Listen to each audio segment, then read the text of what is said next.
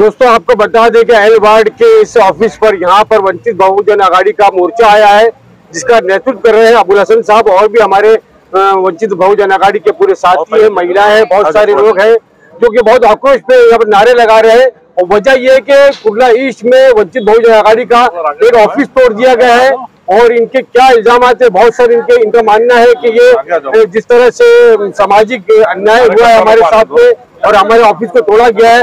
अबुल हसन साहब, आप क्या कहना चाहेंगे इस विषय पर?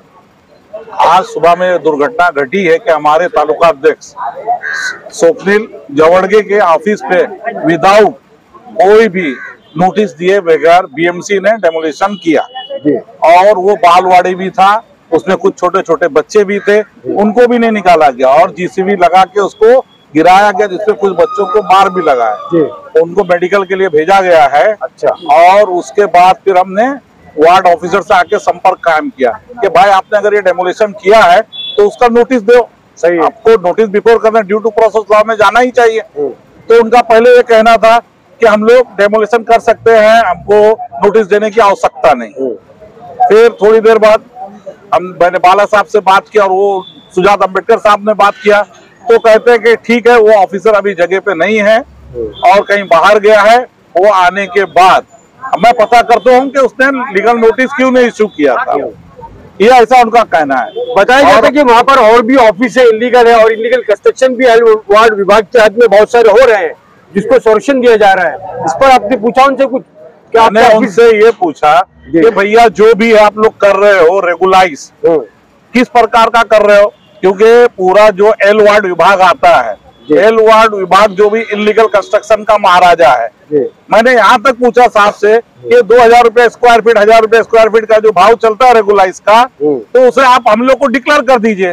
हमारा जो भी बालवाड़ी डेमोलिश हुआ 200 स्क्वायर फीट था, हम वंचित समाज आप मिलकर 3-4 लाख रुपया आपको जमा कर देते हैं और उसे रेगुलाइज कर दीजिए। तो इस पर उन्होंने कोई जवाब नहीं दी। जी, अब आगे कारण क्या होगी अगर कोई एक्शन नहीं लिया जाता है इस तरह से, जो है फिर या दोबारा बनाने की इजाजत नहीं दी जाती है, उसको रेगुलाइज नहीं किया जाता, तो आपका एक्शन क्या होगा अगला? अभी हमने उनको एक निवेदन दिया है कि 20 तारीख के अंदर जो बालवाड़ी था उसे आप एज इट इज बना के दीजिए, जैसा था तैसा, और बीएमसी अपने फंड से बनाएगी। अगर वो नहीं बनाती है तो 22 तारीख को सुबह 11 बजे वंचित बहुजन आघाड़ी मुंबई प्रदेश की तरफ से एल वार्ड का घेराव होगा और हम ये अपनी चीज मनवा के ही रहेंगे। वंचित बहुजन आघाड़ी जैसे आपसे स्वप्निल जी, आप पूरा मामले को किस तरह से देखते हैं, क्या बताएंगे आप? ये ऐसा क्यों हुआ? क्या दुश्मनी के कारण हुआ, क्या राजनीतिक ये हमला एक तरह से? जिस जगह पे बालवाड़ी चलती है उस बालवाड़ी का शासन की तरफ से लीगल बालवाड़ी है। अच्छा। बालवाड़ी का क्रमांक है 67, जो कुर्ला एकात्मिक बाल विकास प्रकल्प की तरफ से चलाई जाती है। उसके सामने एक हफ्ते पहले आमदार मंगेश कुडालकर की तरफ से उद्घाटन किया गया। जो सामने का स्ट्रक्चर था उधर उनको वैक्सीनेशन सेंटर बनाना था, वो झूठे पेपर बना के उस जगह को अपने में ताबे में उन्होंने लिया है। और उसी बिल्डिंग में बाजू में उनके पीए रहते हैं और उसके बाजू वाले बिल्डिंग में खुद आमदार रहते हैं। तो उन सब लोगों ने जानीपूर्वक, मतलब लोगों को गुमराह करके उस सोसाइटी का लेटर लेके बीएमसी में कंप्लेंट किए। कंप्लेंट करने के बाद बीएमसी की तरफ से, पुलिस की तरफ से हमको कोई भी सूचना या नोटिस पुलिस या बीएमसी दोनों की तरफ से हमको दिया गया नहीं। और उस 11:30 से 12 के दरमियान पुलिस वहां पे आती है, मुझे कहती है कि तू बाजू हो जा। मैं बोला क्या हुआ, वो तो बताइए, अंदर बच्चे है। तो मुझे धक्का दिया जाता है, मैं अंदर चले जाता हूँ तो खिड़की तोड़ दी जाती है। अंदर बच्चे होते हैं, वो बच्चे को लगता है तो भी वो सुनते नहीं, पूरी खिड़की तोड़ दी जाती है। अंदर मुझे मारपीट की जाती है। उसके बाद मुझे घसीटते हुए लेके जाते हैं डब्बे में, पुलिस वैन में मुझे लेके जाता है। वहां पे मुझे मारा जाता है, मेरा चश्मा तोड़ा जाता है, कान के नीचे मारा जाता है, मेरा मोबाइल छीन लिया जाता है। उसके बाद मुझे वहाँ के सीनियर पीआई जो है यूसुफ सौदागर, वो मुझे धमकी देते, तेरे पैर तोड़ डालूंगा, तेरे पे फॉस्को का गुनाह दाखिल कर दूंगा। अच्छा, तो ये जो जानबूझ के ये सब जो चीजें की जा रही है वो आमदार के दबाव से होगी या यहाँ के जो मंत्री है उनके दबाव से होगी, या एल विभाग के जो सहायक आयुक्त है हिरलेकर उनके दबाव से होगी, या ये सबकी जो जड़ है प्रशांत गौड़ी, वो जानबूझ के ये सब चीजें कर रहे हैं, आमदार को यहाँ पे मदद करते हैं। आमदार तानसा पाइपलाइन पे मच्छी मार्केट बना सकते हैं, हर जगह पे कब्जा मार मार के वहाँ पे समाज मंदिर के नाम पे हॉल बनाया जा रहा है। वहाँ पे लोगों से पैसा लूटा जा रहा है। और हम जो लोग हैं हनुमान नगर में जो लोग रहते हैं वहाँ पे एक छोटी सी बालवाड़ी नहीं है, वहाँ के बच्चे पढ़ रहे थे, उस बालवाड़ी में रोज आ रहे थे। वो चीजों को इनको मतलब गरीबों के बच्चे जब पढ़ते हैं तो इनको तकलीफ होती है। वो सब चीजें ध्यान में रख के जानबूझ के सब इन्होंने डेमोलिशन किया है, हमारा आरोप है। अगर ये तो आने वाले 19 तारीख तक उन लोगों ने बालवाड़ी रिटर्न बना के नहीं दी गई, वंचित बहुजन आघाड़ी आने वाले 22 तारीख को, जैसे हमारे मुंबई अध्यक्ष साहब ने अभी कहा है, उनके नेतृत्व में रेल विभाग पे घेराव किया जाएगा। आपको लगता नहीं कि ये सत्ता का दुरुपयोग कर रहे हैं ये लोग? हाँ, आमदार मंगेश कुडालकर जो है पूरे मुंबई में सबसे ज्यादा अगर किसी को निधि दिया गया 350 कोटी निधि खाली कुर्ला आमदार को दिया गया हुआ है। अच्छा, वो मुख्यमंत्री साहब के दुलारे हैं, रेल विभाग के जवाई है शायद, यहाँ के दामाद है यहाँ के रेल विभाग के, इसके लिए उनको इतना लाड़ पुराया जाता है और उनके सूचना के हिसाब से ये सब डेमोलिशन किया गया है। आमना सामना मीडिया से बात करने के लिए आपका बहुत बहुत धन्यवाद। तो ये थी दोस्तों हमारे जो देखने वाले, हम उनसे सबसे ये कहना चाहेंगे कि इस ये न्याय अन्याय के खिलाफ आपको इस बात को आगे बढ़ाना है और लोगों तक पहुंचाना है इस बात को। आप में से कोई कुछ कहना चाहेगा? आप बोलेंगे?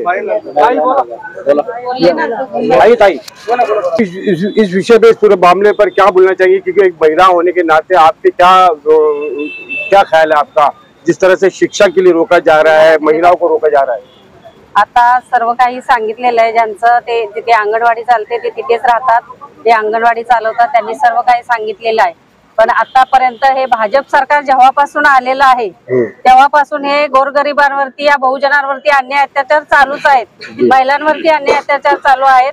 तर तिथे बहुजनांच्या मुलांनी शिकू नये, त्यांनी त्यांना वळण लागावं किंवा वाईट लाईनला जावीत आणि आमचीच मुलं शिकावीत, म्हणजे मोठ्यांचीच मुलं शिक्षण घेऊन पुढे जावीत असे आमदार खासदारांचं मत आहे आणि आमच्यातलं कोणीही पुढे येऊ नये असं त्यांनी ठरवलेलंच आहे भाजप सरकारने, किंवा आता जे सरकार एकत्र युती झालेली आहे त्यांची, तर त्या सर्वांनी मिळून ठरवलेलं आहे की आमच्याच घराण्यांनी पुढे जावं आणि हे मागे राहावेत आणि याच्यासाठी हे कारस्थान करत आहेत। जिथे जिथे छोटी छोटी ऑफिस असतील किंवा कोणाची घरं असतील अशी डेमोलेशन यांनी चालू केलेलं आहे हळूहळू सर्व गोष्टी।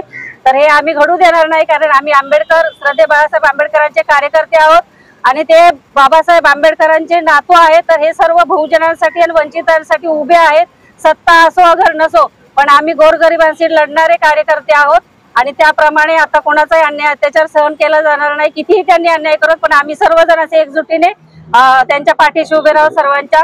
आणि असं कोणीही आता धाडस करू नये की आमच्या ऑफिस तोडणं किंवा अंगणवाड्या तोडणं, असं कुठल्याही आमदार खासदारांनी करू नये आवाहन देते आज महिला आघाडीच्या वतीने मी। आज एवढ्या शॉर्ट नोटीस मध्ये तुम्ही अशा मोठ्या संख्येने आलात, सगळ्यांचे मी आभार मानतो। असंच आपल्या 22 तारखेलाही इथे आपली ताकद दाखवायची, कारण वरती आयुक्त आम्ही जेव्हा बोलत होतो तो काही सिरियस घेत नव्हता, डिस्पॅच देतानाही तो इथे तिकडे बघत होता। त्याला असं वाटतं की आमची ताकद नाही, तो असं म्हणत होता की असे मोर्चे रोज येतात, रोज येतात, मग वंचितचा हा वरचा असा मोठा येईल आणि इथे कमीत कमी 5 ते 10 हजार लोक येतील अशी मी अपेक्षा करतो आणि यांची जागा आपल्याला दाखवावं लागेल। इथेच थांबतो। वंचित बहुजन आघाडीचा जिंदाबाद, मुर्दाबाद, मुर्दाबाद, सहाय्यक आयुक्त मुर्दाबाद, मुर्दाबाद, मुर्दाबाद, सहाय्यक आयुक्त बाळासाहेब आंबेडकरांचा, वंचित बहुजन आघाडीचा, श्रद्धेय बाळासाहेब आंबेडकरांचा, एलवाडचा प्रशांत गावी फडवा है।